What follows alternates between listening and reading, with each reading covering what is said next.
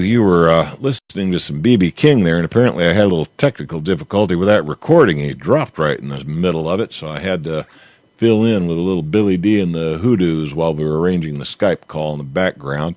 But at this time, I have Vinny Eastwood and Susanne Posel ready for their presentation.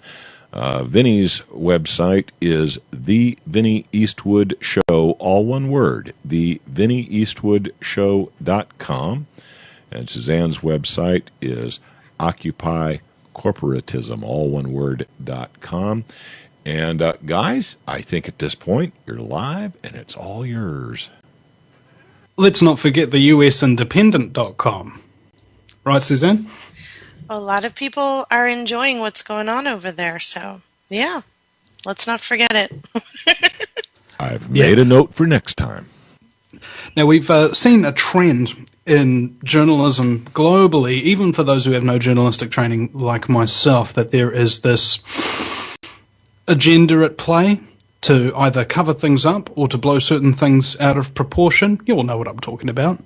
And it has a massive effect, I believe, on the general population and what they think. And if we are going to change the way people think, it is imperative, I believe, to return to real, credible journalism, not hyping things up and blowing things out of proportion, not telling outrageous lies and so forth, and covering things that need be covered, things that are actually important, things that should be news. Now, Suzanne, I was looking over some of your articles a few days ago, and what I noticed is a propensity for technology articles, new forms of technology that are coming to light and being used by state and local law enforcement, the military, spying, Google, and all of these other operations coinciding like. Is it possible now that, despite the fact we're all under surveillance, we can truly contribute some truth in journalism to the world? I believe so, but we have to be brave about it. We have to be able to stand up and say it. A lot of people I saw all over social media this morning, anonymous sources, anonymous sources, anonymous sources. Even the Google Glass article that I wrote about the NYPD, it comes from an anonymous source. Now, I understand that blowing the whistle and standing up is very scary, and it takes someone with a lot of courage. Not that people who aren't blowing whistles anonymously aren't courageous, but it takes a lot of courage to stand up as yourself and speak. However, there are lots of phenomena going on. When Fox News says, some sources say, that's their way of saying, this is my opinion and I'm going to interject it as if it had a semblance of authority because you're going to better receive that information. There's other ways that you're being manipulated, and these ways need to stop. One of them is we all have this innate need to want to be part of the crowd. And we look to the people in the crowd who are doing well, look very good, have the best relationships, have all the toys that we're told that we want. And if we can't obtain their status, then we give up. So we have this creation where we're wanting to achieve that status. So we monitor, we watch, we read all the gossip about all of the people that we look up to. But what they do is they take that and twist it and use it against you. And use your fear that you're not going to be part of the crowd, that you're not going to attain that status against you while you're reading these articles, while you're taking in this information, and you're freaked out. You don't know how to respond. You're looking for answers. I'm wondering, and Vinny, maybe you can help me because you've been to so many protests, what are we supposed to do when even our disenfranchisement is bundled up and repackaged to us as a fake protest? I think we have to develop discernment. In fact, what this reminds me of is just when Occupy Auckland was just starting to kick off. Now, at the time, I was already pretty well known as the guy who does all the videos of protests and all of that kind of thing. So naturally, the head media person of Occupy Auckland sends me a text message asking me to come down. And I say, well, man, I've got a 5-day-a-week radio show, all right? And I do video as well. I can't be in a tent doing that on wireless. It's just not possible. Plus all the editing time and everything like that. So I didn't really go down there to stay. I went down there to contribute, sort of thing. But he was like, no. Don't you realize this is it? This is it. This is the revolution. It's happening. And I was just like, I suddenly saw myself as this, hardy, seasoned, salty sea dog of an activist and just be going, you young whelp. Don't you realize that all of these little things that come up and start to gain momentum and what have you eventually get ruthlessly crushed, And not to mention have a look through history. What do occupations traditionally do other than fail? Nothing. So I was actually quite offended, and he started attacking me, and saying I don't give a crap about the movement or anything like that. People everywhere are in this now, me culture. That's what I've realized over my years of being an activist. It doesn't matter whether or not you're hosting a enormous town hall meeting with 1,000 people there so that you can hear people talk about a surveillance bill. No, the presenter and the person who puts it on really only cares about everybody and how they think about him, right? You got this mass madness, this ego-driven need to be an activist. And I think this is a really bad way to go about it. If you're going to be an activist, if you're going to be a journalist, if you're going to be doing the right thing, you have to realize one important lesson. It's not about you. It's not about you. That is extremely important. There's the person's name in the show, and it gives the idea that this is all about that person. The one thing I love about your show is that you give 2 hours or 3 hours to someone else to give their story, to give their information, and interjecting a few comments and a few jokes in between, but really showcasing ideas, thoughts, opening people's minds. This is the problem. We have a belief system. We were trained that things are going to happen a certain way, and we're always waiting for that one thing off in the distance to happen. And it never happens, folks. Do you ever wonder why it never happens? It's possible that the way in which we've been taught that things are going to happen are not actually the way that it's happening. And the proof of that is if you pay attention to the actual news. If you want to know when the banking collapse is going to happen and when they're going to crush the dollar, pay attention to the news. Pay attention to the banks. Pay attention to the IMF, the Bank for International Settlements, what the central banks are doing. Guess what? They're not crushing the dollar. They're moving away from the paper money. They're turning it into digital currency. They have polymer notes, so they don't need paper money. They have plastic money that's just as trackable, just as traceable as your card. Everybody wants the chip to pin. So now you have a computer chip. You're chipped. If you want a bank account, if you want to transact money in any way, shape, or form, you will be chipped. They don't have to crash their system, and they're not crashing their system. But when everyone has a belief system and they're looking in the news for validation of their belief system, we're not paying attention to what's actually happening. And I wonder, Vinny, you can interject with this. How effective are we if we're not paying attention to what's actually happening? Well, actually, I found that some people who just charge in without even knowing what they're going on about find out what it is they're going on about in the process. Have you noticed that? They charge into the situation and without even understanding it, wind up getting messed round by it, and it teaches them very important lessons about it and makes them even better at exposing it than somebody who had learned all there is to know and walks in very cautiously. So I'm in favour of a whole range of different approaches of getting the message across. Now, in terms of how people can contribute, it depends on the person. What I really have to stress to people is not only is it not about you, but there's also no saviour. All right? There's also no idol. You can't put somebody up on a pedestal and say, I want to be that person or like that person or something like that, right? When I was starting off, people were telling me, oh, Vinny, you want to be the Alex Jones of New Zealand. And I go, no. I'd rather Alex Jones be known as the Vinny Eastwood of America.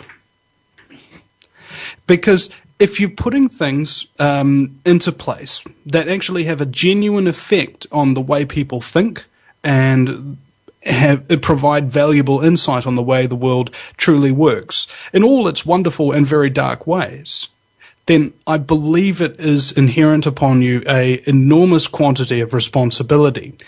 Not only responsibility for the kinds of things that you choose to say and do and what have you, but also a responsibility to say what needs to be said and don't be quiet about it, because there's this idea that I have now, every single time you get a piece of scary information, that kind of grafts itself to you in a way. If I was to tell you that the permafrost is melting or something of that nature, and we have a limited number of decades before life in the Northern Hemisphere is livable, that's kind of a very scary thing. Are you telling me that half the world's going to be dead in 10 years, 20 years? Yeah, it's going down. So what do you do when you have frightening information like that? Well, you make jokes.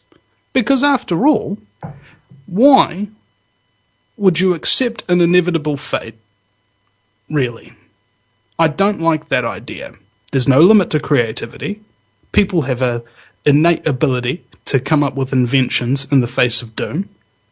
I have faith in the human race.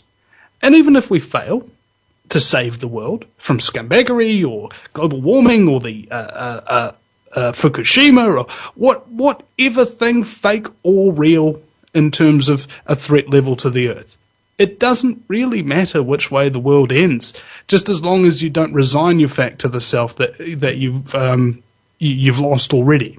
I think we've already won. If we have a look at what we've been facing, an enormous apparatus of scumbaggery and terrible media brainwashing people, it is nothing short of a miracle that people are capable of waking up at all. And we forget these victories. We forget that the amount of visitors to websites that are now telling the truthful media story are being hugely followed, in some cases outranking mainstream media. So there's a lot to look forward to. And if we're capable of spreading enough information with enough, laughter and fun along the way so that people don't get bogged down in the fear, I think we can really have a shot at a decent world. Sure. The press was designed to be the checks and balances. If we return to that model and the press becomes the checks and balances, then the information that we get will help us be informed and help us make better decisions about our world immediately and otherwise. And so I think that's all that most people, I hope most people in independent media are aiming toward. I know that the people who contribute to the U.S. Independent are experts in their field. They have credentials. They know what they're talking about, and they haven't changed their story to fit whatever trend has been going on on Google Trends or whatever that, Twitter. They're not worried about sensational information to get clicks. They're worried about the fact that we have access to yottabytes of information on the internet, and we're not using that information correctly. And so, did you say yottabytes? I didn't know Yoda had teeth. Oh well, I wasn't sure if it was yottabytes or zettabytes. I get confused. when you On a get that high. constant diet of baby food, I am. A lot of journalists that I've spoken to who write for mainstream, and a few of them have agreed to write for the U.S. Independent, when I speak to them about the kind of articles that they write, I'm always surprised that they write stuff very similar to what I write. The difference is they submit their article to someone, that person's editing that stuff out and then spitting it back out onto the website or in print under that person's name. And that person doesn't get a choice. I get a choice because I edit my own work. So good, bad, or indifferent, it's mine. I take responsibility for it. But these journalists are not able, they don't even have that choice. They're not in the position to choose. They need the money and they enjoy writing. It's not that they're not exposing corruption, it's just that it's getting edited out before you get to it. So let's say they're exposing about 10% of the corruption that they could. And yes. There was a realization I had just yesterday, Susanne, funny you should mention. What is the main point of being a journalist? I think actually to expose corruption is like number one. Really? I mean, doesn't that affect society? Like the higher the corruption you expose, the better off the society is, because it doesn't allow people who are taking advantage of people's trust to remain in power and gain more of it. Absolutely. I just broke a story about foreclosures. The lead attorney in the case is a contributor to the U.S. Independent, and he had just won. The house was sold, and Bank of America was behind the foreclosure. But here's the interesting thing, and this is the details that nobody gets to hear, because very few people, I don't want to make blanket statements, I apologize, but very few people are actually paying attention to what's going on in the court system and reporting on these decisions and these opinions as they come out. So what happened in this case was extremely interesting.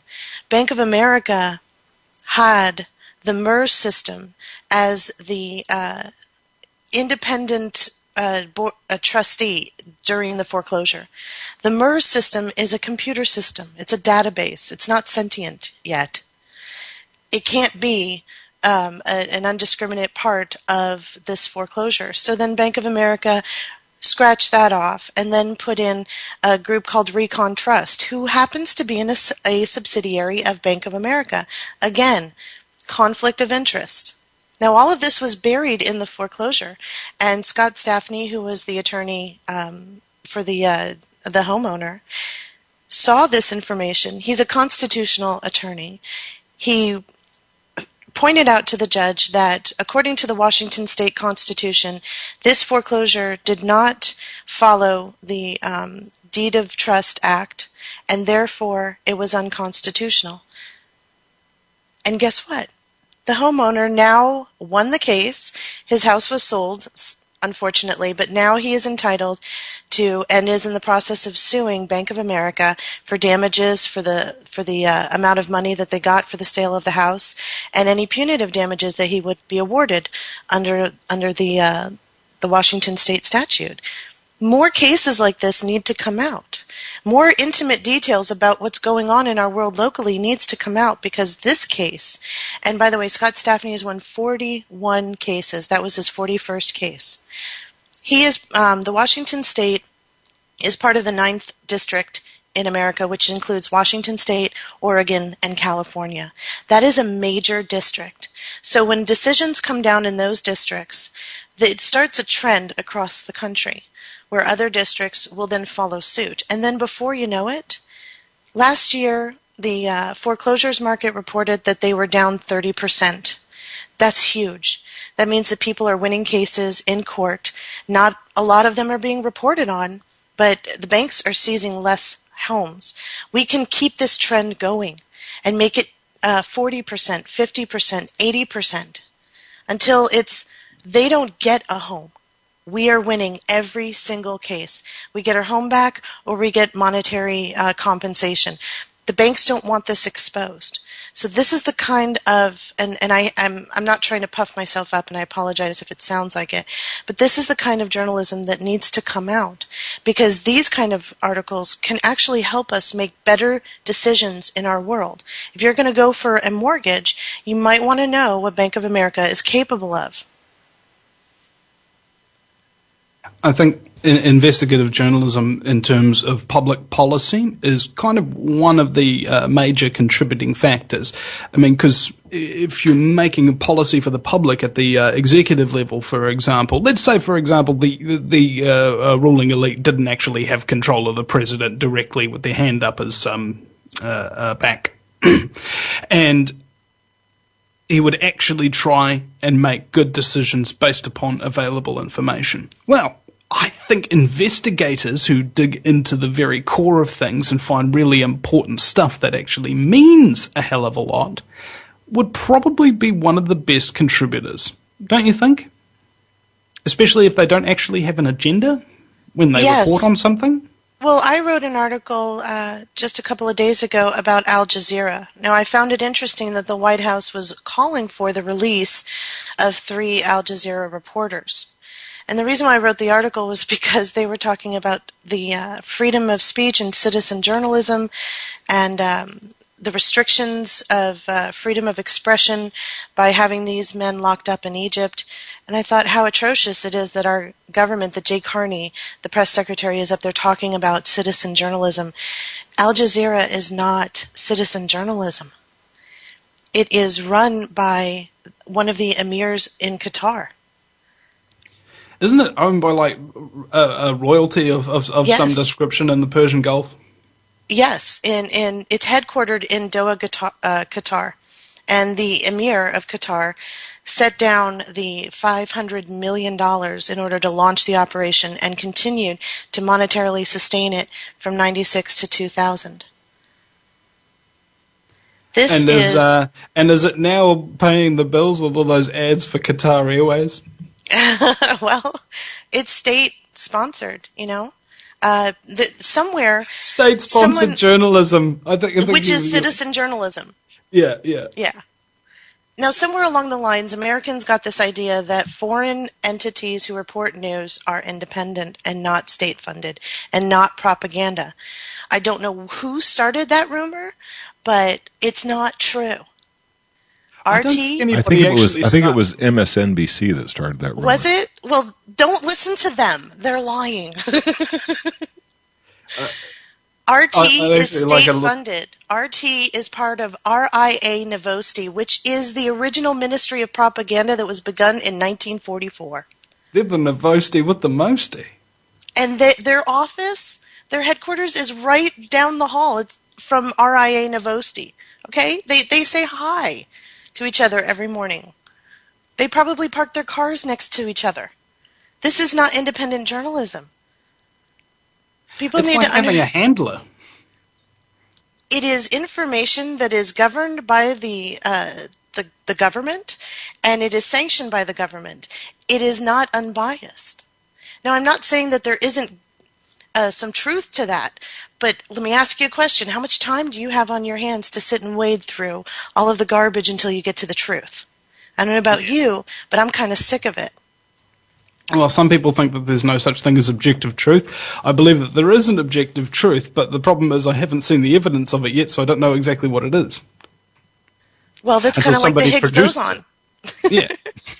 Well, one day we'll discover it. Well, exactly. And here's another thing. I really want to get this out there because, for goodness sake, people coming at you, oh, you're only talking about the problems. You need to talk about solutions. It's like, well, hold on. Am I a public policy official or am I a journalist? Am I an engineer or a scientist or am I a journalist? You know? There's the thing. Everybody's got their roles in life and they fit into society in a certain way. And journalism, I think, is about exposing the problems so that people can come up with solutions rather than be the be-all and end-all, tell you everything that's going on and everything you should do about it. You are a creative, innovative being.